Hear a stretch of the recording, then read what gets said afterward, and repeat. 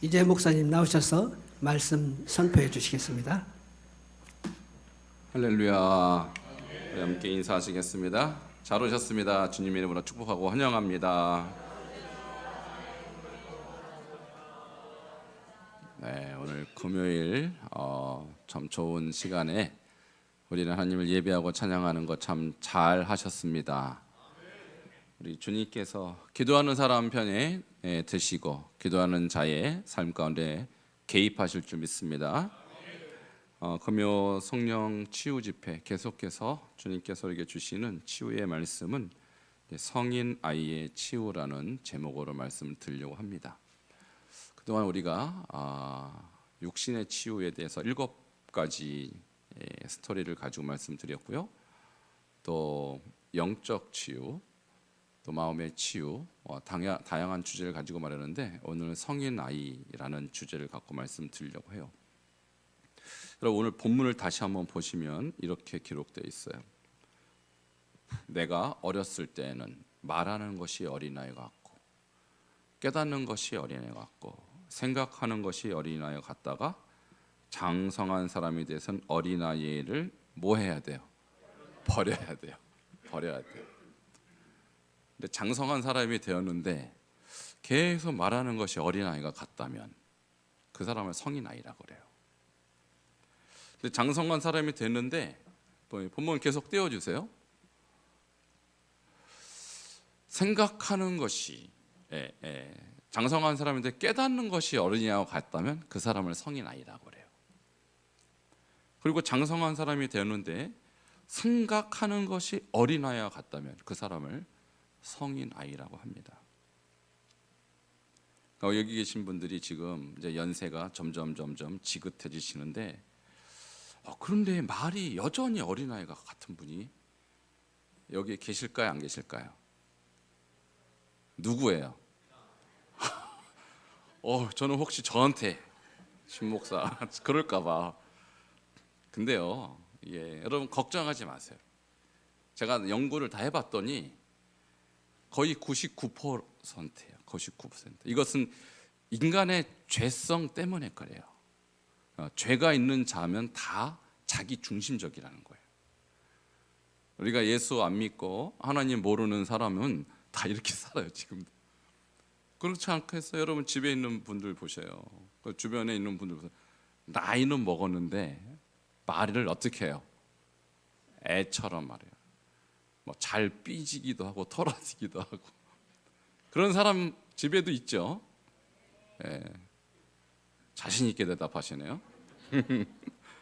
그리고 나이는 점점 먹어가는데 깨닫는 것이 영 애들 같은 분 계셔요. 우리가 하나님을 떠나면 어쩔 수가 없어요. 어쩔 수가 없어요. 그리고 생각하는 것도 나이는 먹었는데 도대체 생각하는 것이 애랑 별 차이가 없다. 이게 죄성을 가진 인간의 공통점이에요.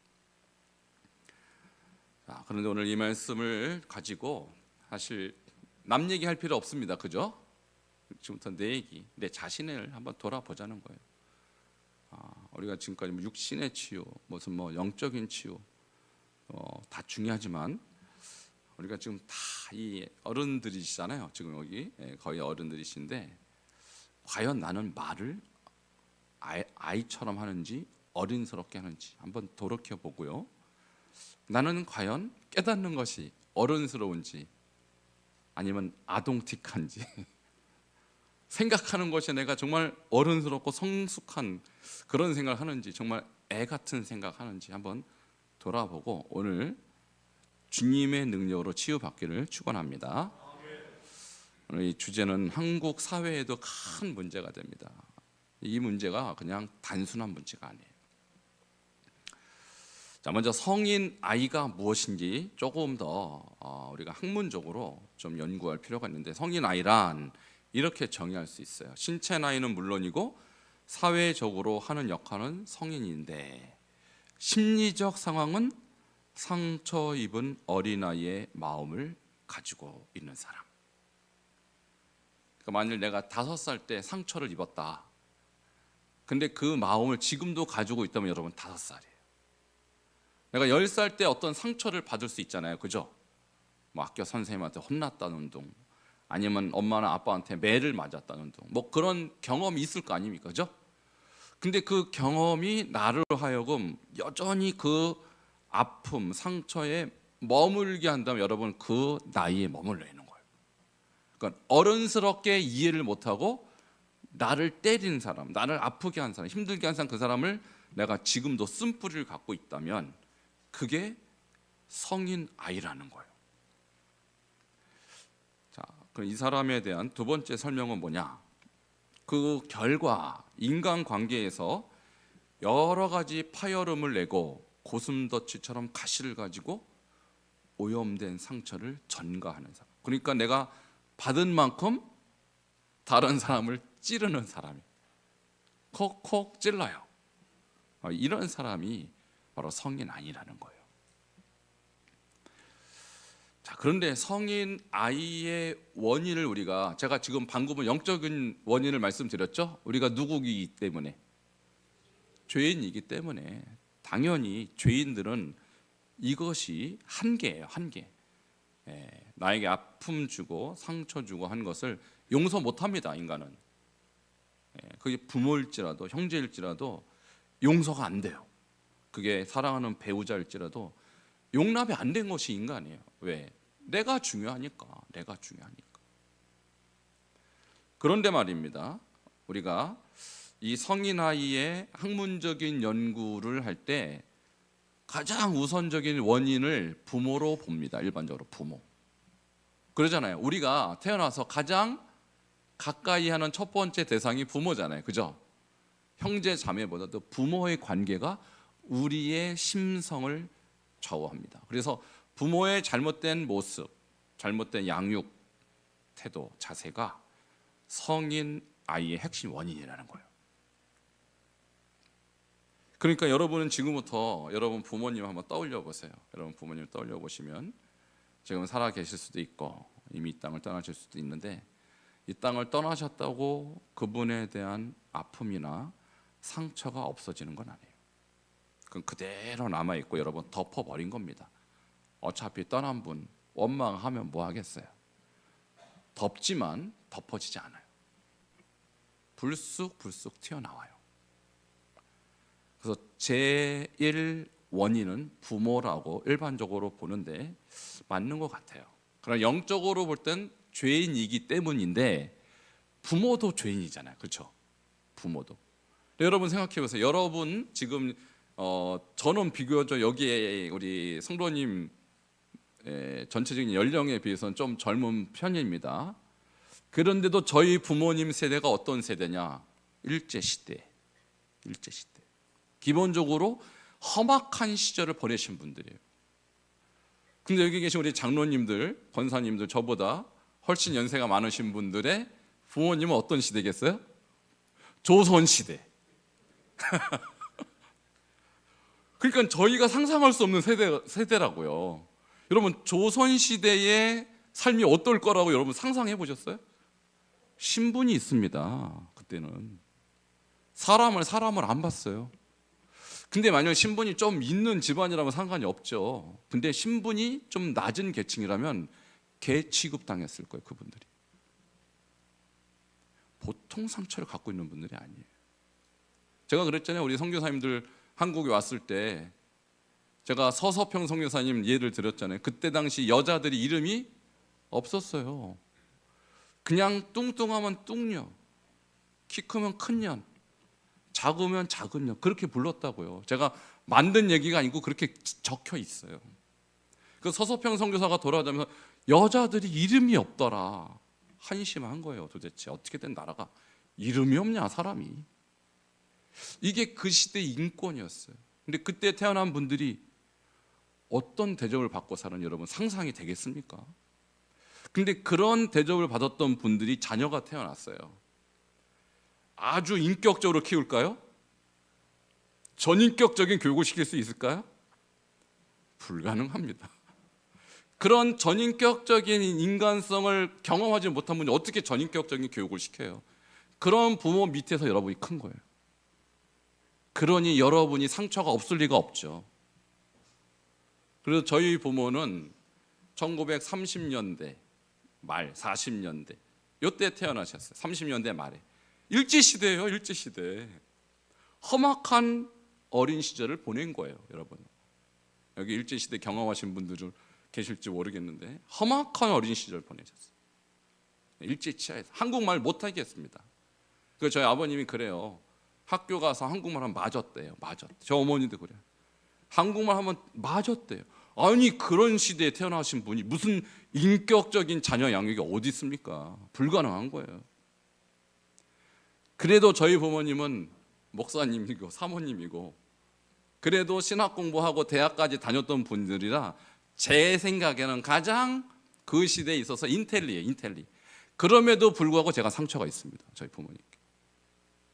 저도 인격적인 교육을 받았다고 제 스스로 느껴지질 않아요.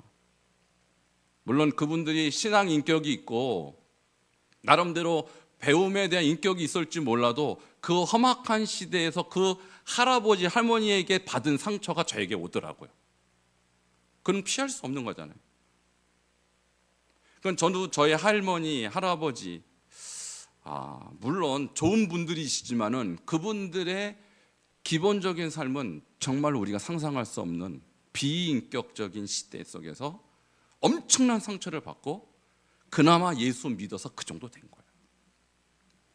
어쨌든 부모의 잘못된 습관, 잘못된 양육 태도가 자녀들을 어린 심정에 머물게 한 것은 사실이에요. 여기 계신 모든 분들은 사실 그런 잘못된 시대에 태어난 분들에 의해서 잘못된 교육을 받을 수밖에 없었다. 저는 이 부분을 먼저 말씀드립니다. 그래서 교회에서 여러분 성도님들 이렇게 만나면 좀 이해 안 되는 성도님들 조금 있으시죠? 조금, 그죠? 저분 왜 저래 도대체? 이해가 안 된다. 도대체 저분 왜 저런 생각을 하지? 왜 말을 저렇게 하지? 저분 왜 저렇게 어린애와 같이 행동하지? 그런 분이 솔직히 조금 있어요, 없어요? 조금, 그죠? 여러분도 그렇다니까요. 저도 그렇고. 근데 이것은 피할 수 없는 우리의 한계다. 저 말씀드리고요. 2023년도 초에 이런 연구가 있었어요. 미래와 인구 전략 포럼이라는 그런 연구에서 우리나라 성인들이 도대체 자기를 정말 온전한 성인으로 인식하느냐에 대한 조사가 있었는데 18살부터 성인입니다. 그죠? 18살 된 고3 졸업하고 대학에 막 들어간 학생들에게 당신 성인으로 느껴지냐? 그러니까 10%만 그렇다. 난 아직도 내가 독립적인 성인으로 느껴지지 않는다. 그러니까 성인이지만 성인이 아니라고 느껴지는 사람이 90%예요. 그 나이에. 그러니까 조금 나이가 더 먹어서 20살 정도 됐을 때 당신이 성인이라고 스스로 느껴지냐? 라고 인식하는 사람이 24%밖에 안 돼요. 그러니까 100명 중에 24명만 내가 이 정도면 저는 어른 같아요 라는 느낌을 갖는다는 거예요. 20살짜리가. 나이를 조금 더 먹어서 30살짜리가 도대체 자기를 성인으로 인식하는 수준이 56%밖에 안 돼. 그러니까 절반은 아직도 자기 자아를 어린아이로 인식하고 있다. 독립적인 그런 사고를 못한다는 거. 그러니까 우리 사회가 정말로 성인 아이가 많아요. 그리고 학자들에 의하면 한 사람의 성인 아이가 가정에 있으면요, 그 사람이 부모라면, 그 사람이 성인 아이이면서 부모라면 그 자녀들도 거의 성인 아이로 큰다는 거예요. 이런 식으로 따지면 우리나라의 90% 이상이 성인 아이라는 거예요. 90% 이상. 아니, 저는 100%라고 보는 거예요. 인간의 죄성에 의하면 100% 성인 아이다. 제가 이제 이런 부분을 우리가 좀 이해하고 내 자신을 그렇게 봐야 되고 우리 성도님들 그렇게 봐야 한다라는 거예요. 도대체 저분 왜 저런 식으로 말해? 왜 저런 식으로 행동해? 라고 하기 전에 저분의 부모 시대가 저분을 저렇게 만들었구나. 이해가 필요하다는 거예요. 이해가 필요해요. 그럼 성인 아이의 특징 몇 가지 말씀드립니다. 첫 번째 특징, 폭력성이에요. 폭력적이에요. 그래서 어린 아이들 과자 놓고 싸우지 마라 그러면 안 싸우죠? 그죠? 친하게 나눠 먹죠? 반 뚝 잘라서. 예, 싸웁니다. 그 폭력성. 절대 양보 안 하죠. 그 습관이 어른 돼서도 계속 가는 거예요. 폭력성. 싸워야 성질이 풀리는 사람. 그다음에 자기중심성. 오직 나만이 무대 중심에 서 있어야 돼요. 그래서 나만 쳐다보라는 거예요. 우리 애기들이 그렇잖아요. 엄마들이 이렇게 웃어주고 얽어주고 그러면 좋아하다가 딴 데 쳐다보면 울죠. 나만 쳐다보라. 자기중심성. 세 번째, 칭찬에 굶주려요. 그래서 잘했다 그러고 칭찬해주고 그러면 좋아하는데 좀 칭찬이 조금 약하다 아니면 조금 평가가 박하다 그러면요 막 세상 무너지는 것처럼 느껴져. 네 번째, 마술적 사고. 이건 뭐냐? 자기를 특수하게 여겨요. 그래서 나는 한 번에 모든 일을 해결할 수 있다라는 비상식적인 사고를 갖고 있습니다. 그래서 뭐든지 한 번에 끝낼 수 있다고 생각해요. 노력 안 한다는 뜻입니다. 이 사람 노력 안 해요. 다섯 번째, 친밀감이 결여돼 있어요. 그래서 부부 사이에도 성인 아이가 부부가 되면요 그렇잖아요. 서로 양보하고 이해해야 친밀해질 거 아닙니까? 근데 자기만 봐달라, 자기만 위해달라 이렇게 되면 어떻게 되겠어요? 만날 싸우는 거죠. 뭐 친밀감이 결여돼. 그다음에 상습적인 거짓말. 애들은요 거짓말 잘하죠. 자기가 해놓고도 안 했다. 예, 상습적인 거짓말. 이거 애기들의 특징. 애기들. 그다음에 예측하기 어려운 감정 기복. 이거 말이 어려서 그렇지 잘 삐져요. 잘 삐져요. 그래서 성도들 잘 삐지는 분 우리 교회는 거의 없습니다. 거의 없다는 건 좀 있다는 얘기예요. 조금 있어요. 예측이 안 돼. 이분이 언제 삐질 줄 몰라. 애들의 특징이에요. 여덟 번째, 서툰 감정 표현. 여러분, 내가 힘들다, 아프다, 즐겁다, 행복하다 이런 표현을 할 수 있는 게 성숙한 거예요. 근데 표현 안 하고 힘들면 열내요. 열내지 말고 나 힘들어 말을 하면 되는데 막 화를 내. 그리고 내가 좀 즐겁고 그러면은 막 좋아하다가 막 갑자기 또 이 감정 표현이 서툴러요. 그러니까 여러분이 나는 현재 지금 좀 화가 났습니다. 그럼 말을 하면 되는데 화를 팍 내는 거예요. 이게 이제 어린 나이에 감정 표현에 있어서 어떤 특징이죠. 그다음에 부정적인 자화상, 자기를 긍정적으로 보지 못합니다. 마지막, 가식적인 행동이. 우리 예수님이 바리새인들 회차한 무덤이요 이렇게 있죠. 행동이 가식적이에요. 실제로는 그렇지 않은데 척해요. 척. 그래서 이런 이제 모습들이 성인 아이의 특징이라는 것입니다. 자, 아까 그 발생 원인을 말씀드렸고요. 그럼 우리가 어떻게 되느냐? 어떻게 되느냐? 잘 가르쳐서. 우리 부모 세대는 우리 못 가르쳤어, 사실. 못 가르쳤어. 저희 부모님 나름대로 아주 훌륭한 인격적인 분들이고 훌륭한 신앙이지만은 이런 성인 아이의 개념 이런 거 모르셨던 세대예요. 그러니까 본인들도 사실은 성인 아이였어요. 제가 볼 때, 제가 나중에 보니까.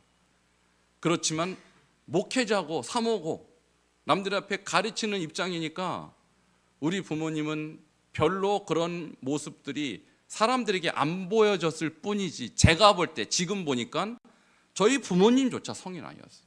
제가 볼 땐 그래요. 자기 중심적이고 자기만 위해달라고 그러고. 안 그랬을 것 같죠? 저희 부모님이. 그 집에서 제가 컸습니다. 그럼 저는 또 안 그럴 것 같죠? 그런 거 보고 크면 어쩔 수 없어요. 어쩔 수 없어요. 그럼 어떻게 되느냐? 우리 잠언 22장 6절 같이 읽겠습니다. 중요한 구절이에요. 시작.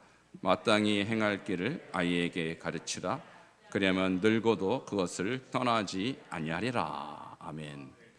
그러니까 우리가 예수님의 인격을 가지고 예수님의 말씀으로 아이에게, 그래서 아이는 어린아이부터 청소년까지를 다 아우른 단어예요. 그러니까 나르라는 단어는 아주 어린 갓난아기부터 청소년까지의 아이들에게 마땅히 행할 게 무언가를 교회에서 잘 가르치고 지금 여러분이 저에게 잘 배워서 또 여러분의 자손들에게 잘 가르치면 늙어도 성인 아이가 안 된다라는 거예요. 할렐루야. 어쩔 수 없어요. 지금부터 잘 가르치시기를 바랍니다. 그거밖에 길이 없어요. 자, 잘못된 부모의 양육 유형을 보면 이런 부모 밑에서 크면 성인 아이가 됩니다. 첫 번째, 지나친 강압형, 명령해서 안 되면 매를 드는 거예요. 두 번째, 과잉 보호형, 무절제형이죠. 오냐 원하는 거 다 해줘요. 이런 애는요 밖에 사회 나가면 적응 못합니다. 예, 밖에서는 누가 오냐를 받아줍니까? 불가능하죠. 부모가 망친 거예요 이것은. 그다음에 방치형, 무관심형, 알아서 해라. 알아서. 그러니까 부모의 무관심 속에 큰 사람들은 상당한 애정 결핍이 있을 수밖에 없어요. 인정에 목마르고 칭찬에 목마를 수밖에 없어요. 외도하는 부모, 중독자가 있는 부모, 늘 싸우는 부모, 이런 부모 밑에서 크면 거의 성인 아이예요. 여기에서 하나도 안 걸리는 분 계세요? 예, 그런 부모 불가능합니다. 우리 부모 세대에서 이거를 극복할 수 있는 부모는 제가 볼 땐 거의 안 계셔요. 계시다면 기적입니다. 그러면 성경적 부모는 어떤 부모야 하는가? 세 가지입니다. 가정의 제사장이어야 돼요. 하나님 말씀을 잘 가르칠 수 있는 제사장적 부모이라면 성인 아이가 안 나오는 거예요. 두 번째, 공급자와 보호자예요. 그렇죠? 부모라면 어떻게 해야 돼요? 돈 벌어줘야 되고 애들 밥 차려줘야 되고 아이들 학교 뒷바라지 해야 되고 이걸 잘해줘야 아이들이 잘 크는 거 아니겠습니까? 마지막으로 배우자와 자녀를 사랑하는 자. 그래서 가정이 사랑이 있어야 되거든요. 근데 말씀으로 제사장 노릇하는 분이 집안에 없었다면 성인 아이가 될 수밖에 없어요. 그 다음에 제대로 된 공급과 보호를 못 해줬다면 성인 아이가 될 수밖에 없어요. 그렇지 않겠어요? 그러면 서로 부모가 서로 사랑하고 부모가 또 자녀 사랑하고 이런 것이 가정에 없다면 그 자녀들은 100% 성인 아이 되는 거예요. 100% 성인 아이 되는 거예요. 자, 이것이 우리가 성경적인 것인데 우리 세대의 부모, 그런 부모가 어디 있습니까? 이런 부모가 거의 불가능한 거예요. 그러니까 여러분은 그런 부모가 되시길 바랍니다. 지금은 가능해요. 지금은. 오늘날 이 시대는 하나님께서 풍성한 시대에 우리를 살게 하잖아요. 그죠? 우리가 뭐 일제 시대에 삽니까? 6.25 시대에 삽니까? 우리는 정말로 대한민국 사회에서 풍요롭고 복되고 안정적인 나라에서 살고 있잖아요. 여러분 이런 부모 되시길 바랍니다. 자, 그러면 어떻게 치유할까? 자, 세상은 이미 우리에게 이런 아픔을 주고 말았어요. 우리 부모에게 그런 아픔을 주고 말았어요. 우리는 그런 아픔 속에서 성장할 수밖에 없었어요. 그러니까 여러분 잘못이 아닙니다. 내가 성인 아이가 된 것은 여러분 개인의 잘못이 아니에요. 그러면 부모의 잘못일까요?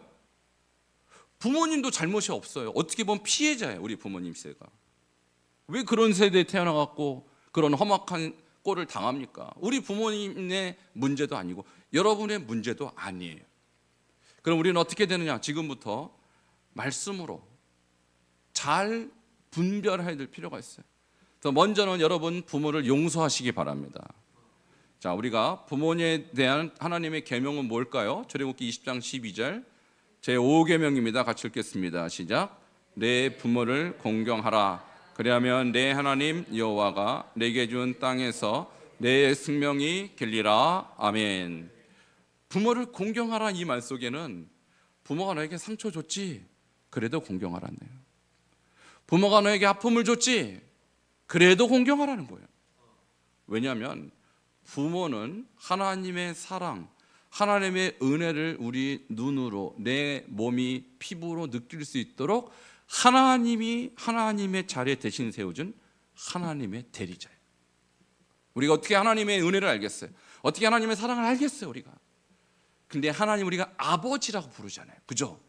육신의 아버지를 주심으로 하나님의 역할을 대신하게 하셨어요. 우리 부모님이 희생하지 않았다면 내가 어떻게 이 자리에 생존할 수 있겠습니까? 우리 부모는 비록 험악한 시대에 태어나서 우리를 정말로 인격적 양육은 못했을지라도 하나님 자리에 대신해서 우리를 하나님의 사랑, 하나님의 은혜를 우리에게 베풀어 주신 고마운 분들이다. 오늘 이것을 기억하고 부모를 공경하시고, 또 이미 떠난 부모라도 앙금이 있고 상처가 있고 아픔이 있을지라도 용서하시기를 축원합니다. 자, 이것이 성인아이의 치유의 첫 번째 길이에요. 자, 그리고 우리가 또 알아야 될 것은 부모를 이제는 용서해야 되는데, 자, 용서는 스텝이 있어요. 세 가지 스텝입니다. 첫 번째 스텝, 먼저 부모님께 감사를 하셔야 돼요. 나를 낳아주신 부모님 감사합니다. 그리고 나를 길러주신 부모님 감사합니다. 어려운 시대에 나를 위해서 희생하신 부모님 감사합니다. 감사거리를 찾아보면 감사거리도 많을까요, 없을까요? 많아요. 근데 인간이 죄인이라는 것의 결정적인 증거는 뭐냐? 감사할 건 생각이 잘 안 나고 원망할 것만 생각이 나요. 자, 뇌과학적으로 볼 때 우리 뇌에는 편도체라는 곳이 있는데, 편도체는 주로 뭘 감지하냐면 주로 무서운 거, 두려운 거, 열받는 거, 이런 거, 부정적인 감정을 기억합니다. 근데 인간이 죄인이기 때문에 고마운 거, 감사한 거, 이걸 오래 기억하면 좋겠지만 그거 기억 못합니다. 인간은 부정적인 감정을 훨씬 잘 기억해요. 그것이 여러분의 편도체라는 곳에 저장돼 버려요, 그냥. 그러니까 생각해 봐야 감사거리가 생각나죠. 여러분, 지금도 여러분 감사 제목 쓰라 그러면 하루에 3가지 쓰려면 팍팍 나옵니까? 고민 막 해야 됩니까? 저는 고민을 막 해요. 오늘 뭘 감사할 게 있나? 어떤 날은 3가지가 안 나오는데 막 쥐어짜요, 막. 근데 열받은 거 생각하면 금방 나와요. 고민 안 합니다. 여러분, 불평 제목 쓰라 그러면 1분도 안 걸리고 3가지 나오는데 감사 제목 5분 걸려요, 막. 이게 인간의 한계예요. 인간은 부정적 감정을 저장하는데 탁월한 존재. 왜? 죄인이라는 뜻이에요, 그게. 근데 긍정적 감정, 긍정적 기억은 축적을 안 해놔요, 인간은. 그래서 부모님께 우리가 감사하는 것은 그분들이 우리에게 감사할 일이 없어서가 아니라 우리의 한계 때문에 그래요. 한계 때문에. 비단 부모만 아닙니다. 여러분, 부부 관계도 마찬가지고 자녀에게도 마찬가지. 나한테 잘해준 거 기억 못합니다, 인간은. 근데 섭섭하게 한 거, 그건요 오래 간직해요. 아주 또렷하게. 막 10년 전에 오늘에 있었던, 아침에 있었던 일처럼 너무너무 기억을 잘해요. 이게 인간이에요. 여러분, 그러므로 잘못된 것에 대해 묵상하지 말고 우리에게 잘해준 것을 묵상하시기를 바랍니다. 이것이 용서의 첫 번째 길이에요. 첫 번째. 두 번째, 회개하셔야 돼요. 자, 뭘 회개하냐면, 비록 부모님의 악영향 또는 배우자의 악영향 때문에 나에게 이런 어떤 잘못된 성인 아이의 증세가 나타났을지라도 결국 내가 그걸 받아들였기 때문이에요. 그래서 나에게 잘못된 습관, 언어, 태도, 하나님께 원망, 자녀들에 대한 이런 잘못된 행동이 나오는 이유는 부모 때문 아니에요. 100%. 그 지분 정도에 보면 부모와 내가 반반씩 나눠 가지는 거예요. 결국 내 탓도 크다. 내 탓도 크다. 여러분 보세요. 요셉 같은 경우 그가 형들에게 의해서 팔려갔습니다. 근데 나중에 보면 그가 그 모든 것을 하나님이 하셨다라고 믿어요. 할렐루야. 하나님이 먼저 나를 이 땅에 보내서 우리 가족과 우리 민족을 구원하기 위해서 나를 보내셨다. 이렇게 해석이 바뀌어요. 그러니까 우리가 해석의 문제지 어떤 사건이 문제가 되지 않는다. 결국 인생은 해석하기에 나름입니다. 그래서 우리 회개하셔야 돼요. 내가 부모 탓이라고 생각했던 많은 것들이 사실은 내 탓입니다. 잘못된 습관, 잘못된 언어, 잘못된 태도, 또 나에게 그런 부모를 준 거에 대한 원망. 저는 사실 우리 부모님 원망 많이 했습니다. 왜 목사의 아들로 태어나서 내가 이렇게 놀러 가지도 못하고 어린이 대관 한 번도 못 가봤어요. 저는 애들이 어린이 대관이 어쩌고 저는 상상 속에 나래 어떻게 생겼을까 궁금하다. 야, 엄청 재밌나 보다. 나중에 가봤더니 별것도 없어요. 근데 그렇게 가고 싶었어요, 제가. 근데 나는 우리 아버지가 목사니까 갈 수가 없는 거예요. 일요일 날 노는 날 가야 되는데 토요일 날 설교 준비하느라고 못 가. 주일 날 설교하느라고 못 가. 그거 언제 가요? 못 갔어요, 저는. 결혼해서 제가 제 발로 갔어요. 아무것도 없더라고요. 뭐 그런데 그렇게 가고 싶어 했는지. 어쨌든 원망 엄청 했습니다, 저는. 도대체 우리 아버지가 목사만 아니면 좋겠는데. 여러분, 그러니까 원망이라는 건 끝도 없습니다, 여러분. 끝도 없어요. 이런 걸 다 여러분 회개하셔야 돼요. 회개하셔야 돼요. 그 다음에 마지막으로 부모님을 용서하셔야 돼요. 자, 이렇게 하면 여러분의 잘못된 태도, 여러분의 잘못된 습관도 고쳐질 줄 믿습니다. 자, 다시 본문으로 돌아가면 내가 어렸을 때는 말하는 것이 어린애 같고, 생각하는 것, 깨닫는 것이 어린아이 같고, 생각하는 것이 어린아이와 같다가 장성한 사람이 되어서는 어린아이의 일을 버렸노라. 여러분, 지금 여러분이 이 말씀을 듣고 장성한 사람이 되고 있습니다. 여러분, 예수님의 인격 배우시고, 예수님의 은혜 배우시고, 예수님의 사랑을 배워서 더 이상 어린아이의 수준에 머무르지 말고 장성한 삶, 그리고 하나님이 기뻐하시는 용서하는 그런 삶을 살기를 주 이름으로 축원합니다. 함께 기도하시겠습니다.